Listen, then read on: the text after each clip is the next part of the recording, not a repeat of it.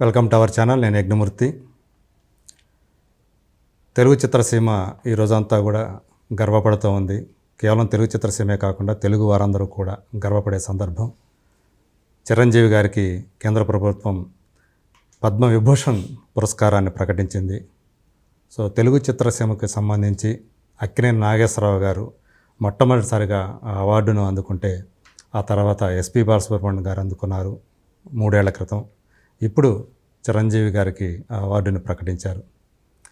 ఈ సందర్భంగా ఆయనతోటి చిరంజీవి గారి కెరీర్ ఎప్పుడైతే మొదలైందో అప్పటి నుంచి కూడా ఆయన చూస్తూ వస్తున్నటువంటి నిర్మాతగా తన తొలి 2 చిత్రాలను ఆయనతోనే తీసినటువంటి దర్శక నిర్మాత తమ్మారెడ్డి భరద్వాజ్ గారు ఈరోజు మన ముందున్నారు. ఆయన ఇంట్లో ఆయనతో మాట్లాడటానికి, చిరంజీవి గారితోటి ఆయనకున్న అనుబంధాన్ని చూస్తూ వస్తున్న వ్యక్తిగా, సో ఆయన గురించి ఏం చెప్తారో ఆయన మాటల్లో తెలుసుకుందాం.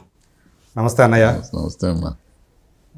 చాలా సంతోషం ఇలా మిమ్మల్ని కలుసుకోవటానికి ఇలా వచ్చినందుకు. అంటే ఎప్పుడు కూడా మీరు ఏంటంటే ఈ మధ్యకాలంలో దూరంగా జరిగారు కదా, దూరంగా ఉంటున్నారు. ఇదివరకు అంటే రెగ్యులర్గా కలిసేవాళ్ళం ఏదో ఫంక్షన్స్.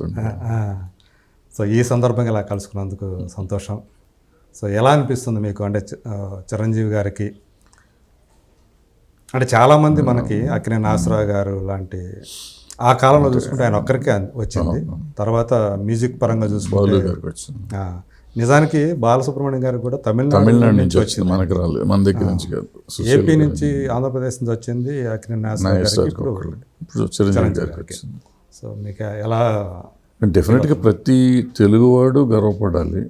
ఎందుకంటే మన వాళ్ళకి రావటం అనేది ఇప్పుడున్న పరిస్థితుల్లో, ప్లస్ ఈ కృషి నాగేశ్వరరావు గారు కానీ చిరంజీవి గారు కానీ వాళ్ళు పడ్డ కష్టాలు, వాళ్ళ డెడికేషను, వాళ్ళ sacrifice their life for the films, అంటే సినిమా కోసం వాళ్ళ తాపత్రయం, తపన వల్లే వాళ్ళకి వచ్చింది. వాళ్ళని ప్రజలు గౌరవించి వాళ్ళని అక్కడ పైకి స్థానానికి, ఉన్న స్థానానికి తీసుకెళ్ళారు. అలాగే ప్రభుత్వాలు గుర్తించవటం కూడా మనం గర్వించవచ్చు, గర్వపడాల్సింది.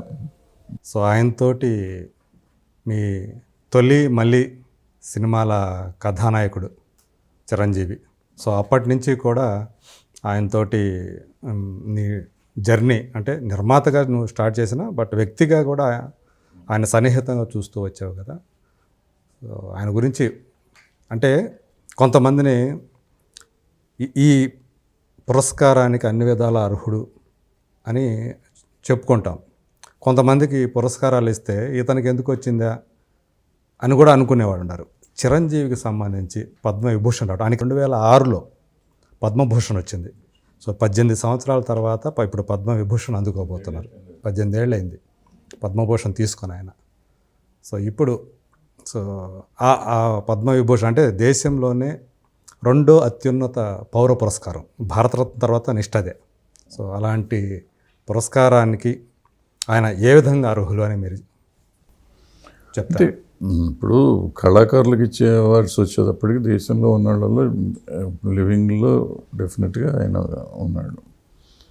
సో అర్హుడు అంతకంటే దానికి ఎలా అర్హుడు ఏం లేదు. ఎన్నో సినిమాలు చేశారు, ఇండస్ట్రీ కోసం చేశారు. ఆయన పొలిటికల్గా వెళ్ళాడు, సోషల్ సర్వీస్ చేశారు, బ్లడ్ బ్యాంక్ కానీ ఐ బ్యాంక్ కానీ పెట్టారు. మొన్న కరోనా వచ్చినప్పుడు చేశారు. సో గుడ్ హ్యూమన్ బీయింగ్ కూడా కదా, మనిషిగా కూడా ఉంది. ప్లస్ సినిమాలు అనేవి ఇన్ని సంవత్సరాల నుంచి చేస్తున్నారు, రకరకాల సినిమాలు చేశారు. మోర్ దెన్ ఆల్ దట్, అసలు ఒక మనిషి అంటే ఏమంటారు దాన్ని, ఆదర్శం, అతని జీవితం ఆదర్శం. అతను అక్కర్లా చిరంజీవి అని కాదు, అక్కడ మర్చిపోదాం కొంచెంసేపు. ఆయన లైఫ్ ఒకటి తీసుకుంటే అతను ఎవరో ఒక సామాన్యమైన ఒక ఇన్స్పెక్టర్ గారి అబ్బాయి, సినిమాలకు సంబంధం లేని అబ్బాయి వచ్చి ఇక్కడ ఇండస్ట్రీలో ట్రై చేసుకుని అతని కష్టాలు అతను పడి అతను ఇవాళ ఎదిగి ఇవాళ పెద్ద చెట్టు వృక్షం అయిపోయాడు. చిన్న మొక్క కూడా కాదు. అలాంటిది అసలు ఛాన్స్ లేదు రావటం. పుట్ల రామారావు, నాగేశ్వరరావు ఉన్నారు, సోమన్ బాబు గారు, కృష్ణ గారు కూడా ఎస్టాబ్లిష్ అయిపోయి ఉన్న టైంలో ఇతను వచ్చాడు. వచ్చి తన కాళ్ళ మీద తను నిలబడతాం అనేది ఇవాళ మనం అందరం మన ప్రజల్లో జనం అంతా ఆదర్శంగా తీసుకోవాలి అతని లైఫ్ని. ఎంతసేపు నెపోటిజము అది ఇది అని చాలామంది చెప్తూ ఉంటారు. మరి చిరంజీవికి నెపోటిజం ఏం లేదు కదా. సో అతను ఎంత కష్టపడి వచ్చాడో, తర్వాత వచ్చిన వాళ్ళలో ఇప్పుడు రవితేజలు కానీ ఇంకోళ్ళు చాలామంది వచ్చారు. ఇప్పుడు విజయ్ దేవరకొండ చాలామంది ఉన్నారు, లేరని కాదు. సో వాళ్ళని గురించి మనం మాట్లాడకుండా కేవలం వీళ్ళని గురించి అంటే ఫ్యామిలీస్ నుంచి వచ్చిన వాళ్ళ గురించి మాట్లాడుకుని మొత్తం ఇండస్ట్రీ అంతా నాశనం అయిపోయింది అనుకునే వాళ్ళకంటే కాకుండా ఇతని జీవితాన్ని ఆదర్శంగా తీసుకోవాలి. అతని కృషిని, జీవితం కూడా కాదు, ఒక కృషి, ఒక మనిషి తను తలుచుకుంటే ఏదైనా చేయగలడు అనేదానికి చిరంజీవి డెఫినెట్గా ఒక ఆదర్శ మనిషి అవుతాడు.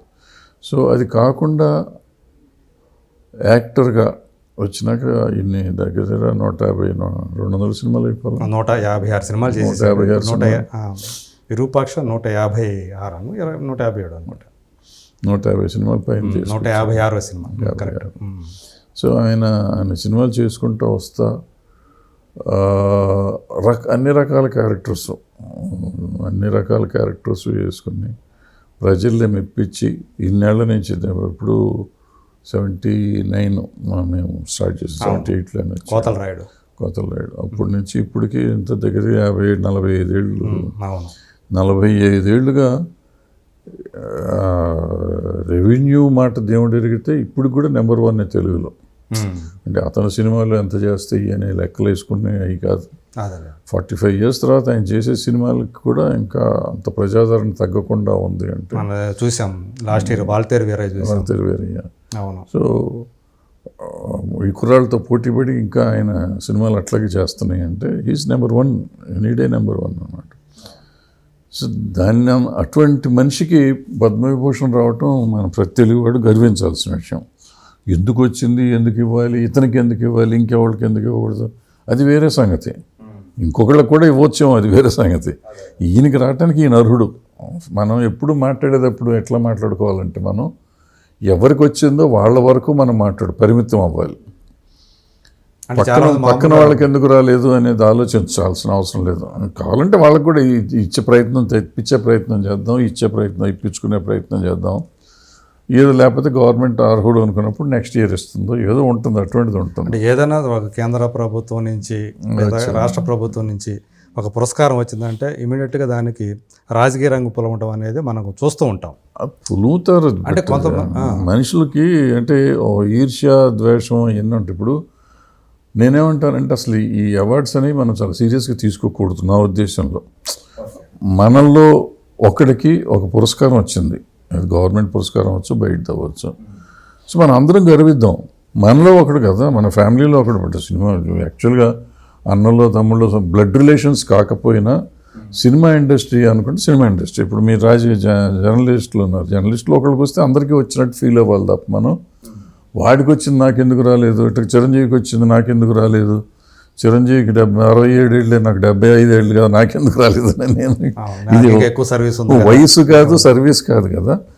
సో ఇక్కడ మనం వచ్చిన వాళ్ళని చూసి మనం సంతోషించి గర్వించి ఉండాలి. మనం రకరకాలు ఉంటాయి. ఇప్పుడు వాళ్ళు ఇచ్చే వాళ్ళకి ఏమేమి ఉంటాయి, ఒక 100 ఆలోచనలు ఉంటాయి, 100 రకాలుగా చెక్ చేసి ఇస్తారు, ఊరికే ఇవ్వరు కదా. సో ఇచ్చినప్పుడు మనం గర్వించడం అనేది, గౌరవించడం, తీసుకున్న వాడిని గౌరవించడం, ఇచ్చిన వాడిని గౌరవించడం అనేది సంస్కారం.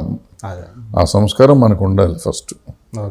దాన్ని విశ్లేషించడం కాదు, ఎందుకు ఇచ్చారు అనే విశ్లేషణ కానీ తర్కం కానీ వేస్ట్. అది తప్పుడు ఆలోచన. అంటే నెగిటివిటీ ఎందుకు మనకి, పాజిటివ్ ఇచ్చిన వ్యక్తికి దానికి అర్హుడా లేదా అంతే. 100% అర్హుడు. ఆయనకంటే ఎవరున్నారు, ఉంటే ఉండొచ్చు, అది వేరే సంగతి. ఈ సందర్భంలో వేరే చర్చ ఎందుకు చేయాలి మనం? అవును.